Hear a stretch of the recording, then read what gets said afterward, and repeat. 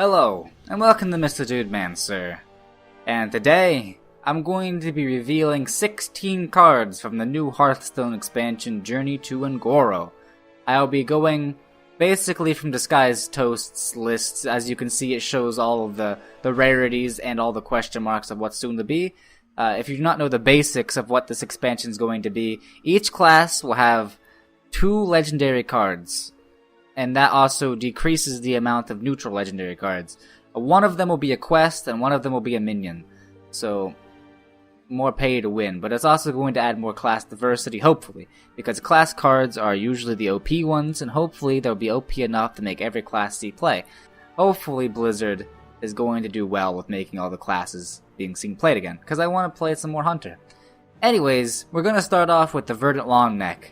This was the first card showing off the new mechanic of Un'Goro, Adapt. It's a 5-mana 5/4, so the effect better be worth about 1.5 mana, because you wouldn't ever play a 5-mana 5/6. And I'm gonna scroll down here to show you what Adapt is. Adapt is sort of like Discover. Let me just scroll through all these cards. It's this. You pick from one of 10 of these different abilities. And so it'll be like a 5-mana 5/4 Divine Shield, or a 5-mana 8/4, or 5-mana 5/4 that can't be targeted. Some of these are better than others, obviously. Such as this one. If you got a 5-mana 5/4 can't be targeted, that's just the worst Spectral Knight, and Spectral Knight never saw play. This with Taunt just makes it a Booty Bay Bodyguard, which is terrible. This might be okay in certain circumstances. This is one of the best ones, the 5-mana 5/7, but even then it's not even that good. So generally, I think that Adapt cards would have to be much better than this, the Verdant Longneck, to actually see play. I don't expect this to ever see play unless there's other synergistic cards that work with it. If this is the only thing we're getting, like no synergistic, it's just this card is vanilla with the Battlecry Adapt, it'll never see play. Alright. Now, Hunter got a new legendary revealed out of the new stream that happened like 2 days ago. They got Swamp King Dread here. 7-mana 9/9, so pushing the stats incredibly so.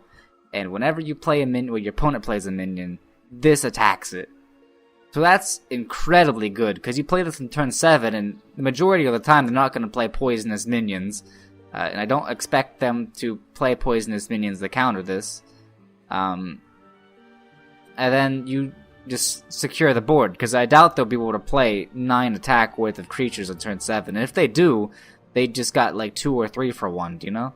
So this card is incredibly good. It just only depends on whether Hunter is going to be a viable class, or if it's going to be viable with, you know, having a 7-drop in their deck. Because they never even played Dr. Boom back when they were face decks. They just, you know, never played anything above 3 mana. Alright, so Mage got 2 cards. One of them is the Arcanologist, which is a 2-mana 2/3 that Battlecry draws a secret from your deck. Now this card is obviously insane. And what this is basically saying from Blizzard is, we realize secrets are bad, but we want you to play them anyways. So generally, back in the past, when you wanted to play a secret deck, you usually, like, if you decrease the cost of your secrets, you'd play a bunch of them, they'd have, like, minimal impact, and then you'd just be out of cards. This case is, you'll draw the secret from your deck, so you can play a secret deck without actually losing the steam of, you know, having secrets in your deck. This also draws a specific card, so, like, you'll never draw a useless card. You'll always be able to play this on turn 2, and then draw a 3-drop secret, if you so wish, which is pretty good. Will secret decks really see play? I'm not sure if Tempo Mage is even going to be a thing, but it'll be interesting to see a secret mage that will counter the other quest cards, and that'll be funny and probably be on Trollden. Well, the thing about the difference between this card and Mad Scientist is it doesn't actually put it straight into play. So Mad Scientist, though it had worse stats, it was basically a -1 mana 2/2 because it paid the 3 mana for you up ahead and put it into play. This is just drawing it from your deck instead of drawing it and playing it. So it's still a really good card. Hopefully we get a new secret that's actually good, but it won't see play in the current, like with all the cards cycling out. I don't believe. All right, so the Mage Legendary, I'm not sure how it's gonna work out, but as you can see, there's a tag, Elemental. There's new Elementals being printed, and the old cards are turning into Elementals. So like all the Magma Ragers and all of his buddies are gonna be tagged with Elementals, and basically half of the Shaman arsenal is now being tagged with Elemental too. Anything that says like Elemental in the name, and also Alakir and Ragnaros are going to become Elementals. Pyros himself is a 2-mana 2/2 that comes back to your hand, and then becomes a mid-range minion, then comes back to your hand, and then becomes a 10-mana 10/10. It's kind of good. Like I like the idea of the card. What it is I'm going to be able to play early game, I'm going to be able to play mid game, I'm also going to be able to play late game without having to run out of cards very fast, which is how aggro loses, is when you outvalue them. When the control deck is out of cards because they had to counter the aggro deck is when they start losing, because the aggro usually can tempo out then. But if we currently always have the on-curve minions, then it'll work out. The only bad thing is that it's understated, and it's a vanilla, basically vanilla minion. Like, it's just a 2-mana 2/2, and then it's a 6-mana 6/6 with basically no effects, and then it's a 10-mana 10/10, which that would never ever see play. Where this is actually good is with N'Zoth. Hopefully Mage will get some more N'Zoth synergy, but this is really good. I'm going to definitely make N'Zoth decks. Like, they've already pushed N'Zoth Mage, with what's his face, the Might of Dalaran. Now this will make, Might of Dalaran, and then these two already have 3 really, really good Death Rattle minions. So, that's something to look forward to. Paladin has currently had 1 card revealed. It's an 8-mana card, so it better be incredible, and it's also a spell. It's an epic, and it sets a minion's attack and health to 10. It's very important to note that this is 8 mana, and not 9 or 10 mana, because you can hero power and then turn it into a 10/10 for 10 mana. In reality, you usually want to play it on a minion that's already on the board, and Paladin generally will have something on the board at some point in the game, and when that happens, it'll deal 10 damage to them. It's also worth noting that it's like a mini Murloc turning into a giant Murloc, but Anyfin decks are no longer becoming a thing.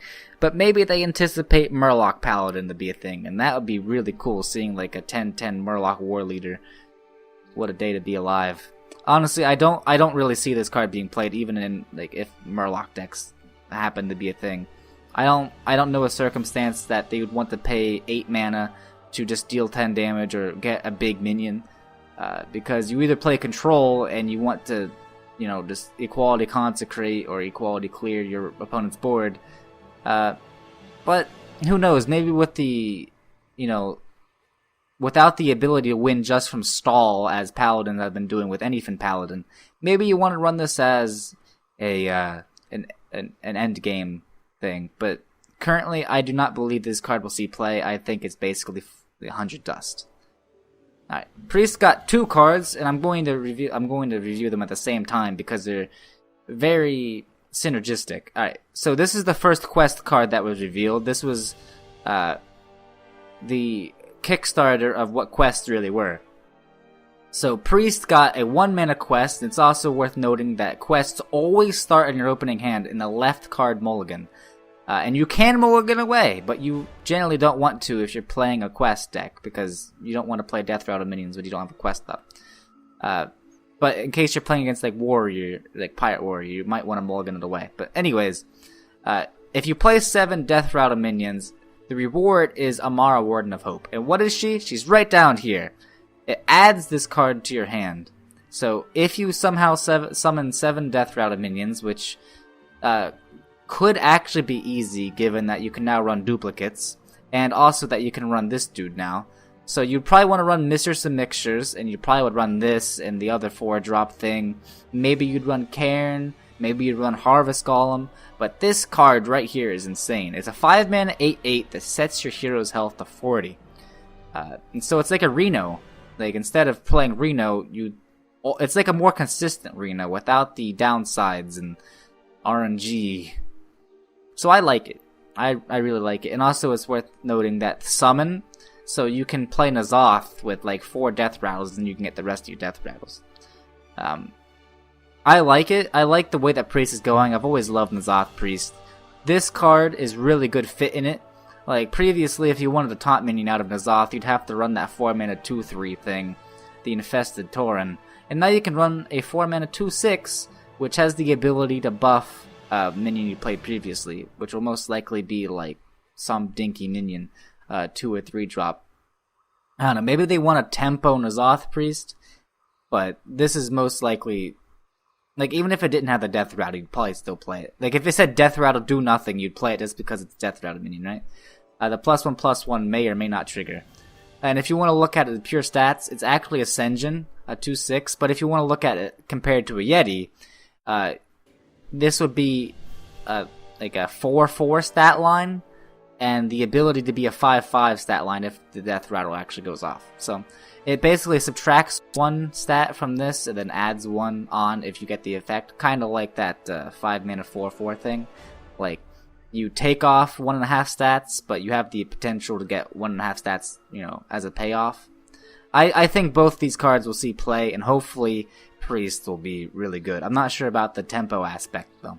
Zrok has 1 card revealed, and currently I'm not sure if it'll see play unless the other cards are really cheap and combo-esque minions, or expels. But it's a 4-mana 5/3 legendary minion that stat line is bad. Like, the amount of stats is bad unless it has a really good effect. Though with its effect, this is a really good stat distribution because you can trade up and then get it back. So what its Death Rattle, after it loses, you know, it's a very small amount of 3 health, it goes dormant, and then whenever you play 4 cards in 1 turn, it comes back to life. Rogues already specialize with playing a bunch of cards in 1 turn, so this dude, you know, kind of consistently will, but usually you don't plan what turn that you do it in. You're just like, alright, I drew my gadgets in, let's play. And you usually only do that 1 or 2 times, right?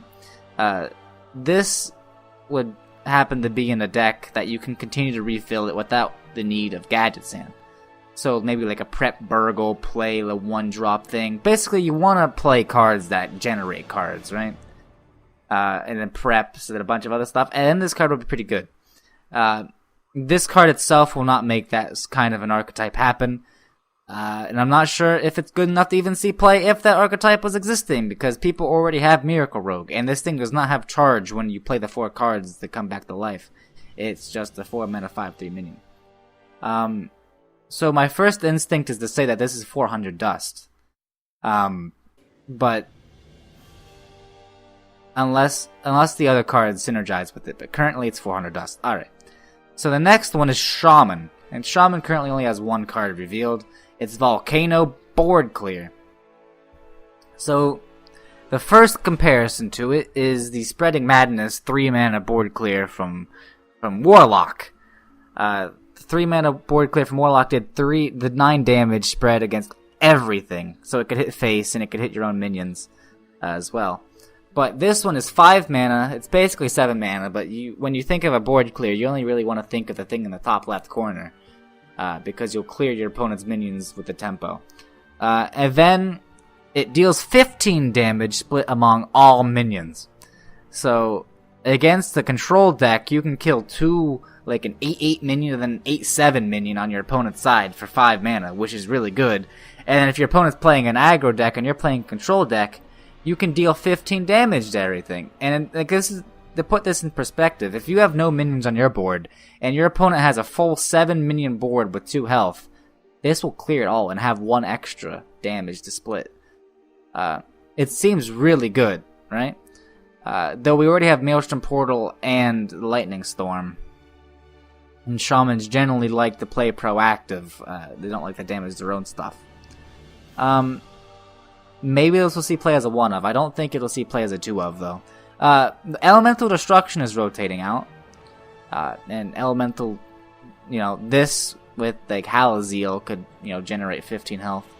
And I'm pretty sure that if you spell damage it, it'll deal 16 damage, not like 30, right? I see this as seeing play as a 1-of. It costs way too much, but has a really good effect. Maybe you'll see play as a 2-of if things turn out to be super aggro.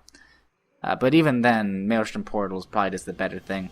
Alright, so again, we have 2 cards revealed from Warlock, and they're both very synergistic with each other. Similarly, this is a quest, so it starts in your hand, and you can mulligan away, but you never really want to do that. The quest is basically only being able to be played in a zoo deck, or maybe a mid-range, because you have to discard 6 cards. And whenever you do that, you get a reward, a Nether Portal. And the Nether Portal is again 5 mana. I'm not sure if all quests will give you a 5 mana card or not. But it opens a permanent portal. This cannot be targeted or removed from any other way. The only way you can remove it, said from the game developer himself, is to concede the game and go on to another one. So once you play this, it stays there forever. It can get counterspelled though, because it is a spell. And it says open a permanent portal that summons 3/2 imps. And exactly, say the portal were in the center, it would summon a 3/2 imp on the left and a 3/2 imp on the right. So it summons 2 3/2 imps every single turn. That's really incredible, and it helps Zoo stabilize the late game, because they've been lacking that. They've been lacking the reach at the end. Like, they have more ways to deal with your stuff than the early game, but at the late game is usually when you lose to like a lightning storm or a board clear, then you just have no way of coming back. And to make this even better, you can play this dude, the Lakari Fellhound. Currently, what is the current Disco Zoo running? They run the Darkshire Librarians. They run 2 of those, so that's 2 possible discarded cards. They run 2 Soulfires, so that's 4, and then they run 2 Doom Guards. And so that's 8 possible total discard cards if you're playing Zoo. And most of the time, you don't even want to discard a card. Like Darkshire Librarian, Soulfire, Doomguard are better if you don't actually discard a card and you just play it like an empty hand. But the quest requires you to actually discard a card. With Malchezaar's Imp, that's actually not losing value, but if you don't have that on the board, then you're losing a lot of value and survivability, or like sustainability is the real word.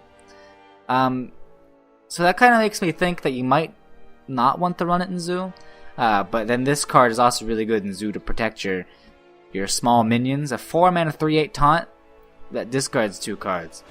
So if we compare this to Doomguard, which is the immediate comparison in my mind, it's a 5/7. So if I were to move these stats to distribute as close as possible to a 5/7 as possible, this would be a 4 mana 5, and then the 3 stats, 2 stats move over here. It'd be a 4 mana 5/6 with the discard 2 cards. So 1 mana cost lower on the Doomguard for 1 less stat. So that's good. So the stat distribution is fine. However, this has taunt instead of charge. And charge is much better than taunt, because you can charge into whatever. This is also good against other Zoo decks, or, Warrior, because that's 8 health and it's a taunt. It's a big Shadow Word Pain target, though. This card is actually really good. I sold myself on it after comparing it to Doomguard. I think it will see play. Especially because it's close. It's 1 turn closer to Malchezaar's Imp than Doomguard, so the odds of you being able to draw 2 cards off of Malchezaar's Imp is really cool. And then also, if you run this on top of all the other discard cards I mentioned, that would increase your potential discard amount to 12 cards. Maybe that's only with 2 cards out of the 10 total Warlock cards we're getting. Hopefully we'll get more discard cards, and then this will be so fun to play. The portal that never stops summoning imps. If you go full out on an Edwin combo, and then you get like a 12/12 Edwin, does it really matter if you got like a 5/3 with it as well, that you already paid 4 mana in the past for? I'm going to end that call. I would argue not, but it could be like another Shaku the Collector that everyone will think it's crap, but then later we'll start seeing some fringe play. But then again, I don't see this card having any potential. I think it's really bad. I will continue saying that it's really bad.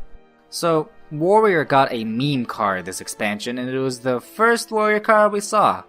I don't know if they're gonna do the same thing with that they did with Shaman last expansion, and release all of their cards last, other than the meme card, because that's what we get.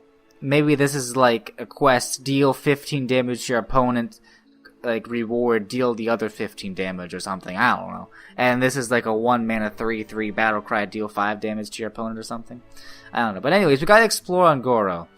And then it replaces your deck with copies of Discover a Card. What this does is, you can't really prepare for it, like, in the past. Like, if you played Renounced Darkness, which is the closest comparison to this, you can actually wait, and you can put neutrals in your deck that will stay there whenever you change your Warlock card. So you can play, Emperor Thorson, you could play your Gadgetzan, Auctioneers and stuff. With this, it just replaces your entire deck, so you'd have to wait for you to draw a Gadgetzan Auctioneer before you actually played this, and then it just destroys your deck and replaces it with the Discover card. And the Discover card costs 1 mana. It's exactly like the Brawl. That's at least what they said. And you discover a card. Obviously, that is only warrior cards, because Discover only discovers from your own class. This is just a fun meme card. Like, it'll never ever see competitive play. Like, if I opened one, I'd probably keep one, but if I opened two, I'd probably disenchant the second one. That's what that card is. Alright. So we got a neutral legendary. And I'm not sure if all neutral legendaries are going to be like this one, but if they are, dang, man, we're going to have more Dr. Booms. Because this girl right here is OP. Because she's a 5-mana 5/5. She's Elise, transformed as the Trailblazer herself. And at first, when that was revealed, I thought it was a 5-mana 5/5 shuffle an actual pack into your deck. And I was like, wow, I can finally farm and get infinite packs. And I'm sure everyone else is thinking that as well. But no. What this actually does is it summons a 2-mana spell. I'm not sure if it's anywhere down here at the bottom. No, it's not. Alright. Well, anyways, I'll just explain to you what it is. It shuffles a 2-mana spell, which is a pack. When you draw it, it's exactly like the old Elise, where you play it for 2 mana and it does something. However, when you play the pack for 2 mana, it opens the pack, like it has the animation in front of you and everything. And I thought that was the neatest thing ever. And then it opens it, gives the 5 cards to your hand, and then you can play it. And because it says it's an Ungoro pack, anything that you could get out of a regular pack, I think excluding quests, I think they said quests won't be given through random means. But excluding quests, you can get other classes' cards. This is a neutral that can give every single class all of the other Ungoro cards. So not only is that going to have some probably trolled-in videos of all the interactions, but it's insane value, right? 2 mana, gain 5, and you're not really losing that many stats. This could be like the new Loatheb that will be used in basically every single control deck, right? Which is what we need. Like, though they thought that Loatheb was bad, it was fine. The only reason that Loatheb was bad is because it was also used in mid-range and aggro decks, because it was, well, not so much aggro back then, but it was also used in mid-range. But this card really will only see play in control. It's an auto-include in control, in my opinion. And if I don't open this in a pack, I'm going to craft her. And it's also worth mentioning that the pack that you open will be rigged exponentially so. So, like, you're always guaranteed at least 1 epic. And on the majority of the time, you will get a legendary with it as well. So that's neat. Moving on to the neutral epics. We got this Gentle Megasaur, and when I first saw, because this was a Korean or like some sort of Chinese card at first, when they translated to adapt your Murlocs, I thought that was completely insane, right? Because this is a 4-mana 5/4 adapt, like, possibly 6 of the minions. That generally won't happen, but like on average probably adapt 2 other things for 4 mana, when Druid got a 5-mana adapt itself. It's the same stat line, and it's a class card, and this one's a neutral. They must really want to push Murlocs. But this is adapt every single Murloc on the board. And let me refresh your mind of what adapt is. So if you, say, have 3 Murlocs on the board, just that's a general consensus, because you have Murlocs that spawn other Murlocs, and things that synergize with them, you can give all of them. I'm not sure if you discover each for 1, but I'm pretty sure you discover 1 and then it gives it to all your Murlocs. So you get choice of 3 out of 10, And you can give all your Murlocs summon 2/1/1 plants. And that is going to be annoying to kill. Or you can give all of your dinky Murlocs poison, so you can't play minions and they just kill them all. Or you can give them Wind Fury and then you buff them up with like a War Leader, kill them, give them all +1, give them all +3 attack. This card just seems really like on a different power level from that one Druid card, right? I don't know. Maybe Druids will get like a legendary that whenever you play Adapt, play it on all your other minions, but I don't know. This card seems a little bit over the top if you're playing a Murloc deck. But whether Murloc decks are going to be viable or not is the real question. Alright, so we got a rare, one of my favorite cards of the set. When other streamers saw this card, they for some reason, they snapped to the idea that this card is complete trash and will never see play. And when I heard them say that, I thought they were like insane or like being sarcastic or something, because honestly, though this card does look kind of bad, like if you don't get this trigger, it's a 2-mana 2/3. But we're already playing Ooze, right? And Ooze is like a 2-mana 3/2, which I would argue is worse than a 2-mana 2/3. It has more potential battle cry, I guess, because it can destroy an Arcanite Reaper. But this dude, this crawler, it can kill like 4-mana 3/3 taunts, or more likely a 0-mana 3/3 taunts. Or it can kill that 3/4 with battle cry upgrade. It can kill the 4-mana Naga thing. This thing has more possibilities than destroying a 1/1 pirate. And if you play this and destroy like something 3-4 mana, that's insane. Because not only did you save yourself from having to use actual removal on it, but you also have a 3/4 for 2. And against like control decks, maybe we'll have more transforming your useless cards, sort of like the old Elites did. I doubt they'd print another card that's similar to something that a similar theme in the past, but even if not, it's 2-mana 2/3 you can play on turn 2. That's really good. I really like this card because it will basically make pirates no longer exist. Because you can play 2 of these, remove 2 of your opponent's minions, 2 of your opponent's pirates, so then you have 2 3/4s, and then what are they gonna do? They're gonna lose. And then you can just taunt up after that, and then you just win. Alright. And another one of my favorite cards from this expansion, other than Priest, because Priest is, my fan class. Every time Priest gets a Death Rattle minion, I get like a little bit fanboy. But the closer it gets to Whispers of the Old Gods rotating out, the more sad I'm gonna be, because I don't like N'Zoth rotating out. Anyways, we got Tarr Creeper, which they missed the chance to name this Tarr Rager, because it's a 1-mana, it's a 3-mana 1/5, generally like the Ragers are. It's an elemental, like all Ragers are now, so it's basically already meeting the requirements for Rager, but they decided to call it a Creeper. What this is, it's a 3-mana 3/5 taunt. Let that sink in. And it's also a card that can only see play in control decks, which is what it should happen.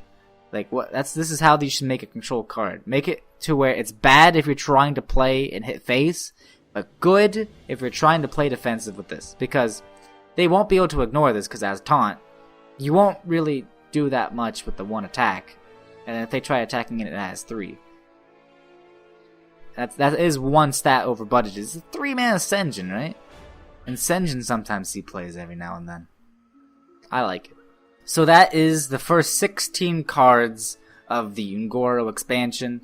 So far, it looks like they're giving more auto-includes the control decks, which is what we need, because, if you were to play Pirate Warrior, you already have, 3/4 of your deck auto-included, because you just put every single pirate in, and it's that.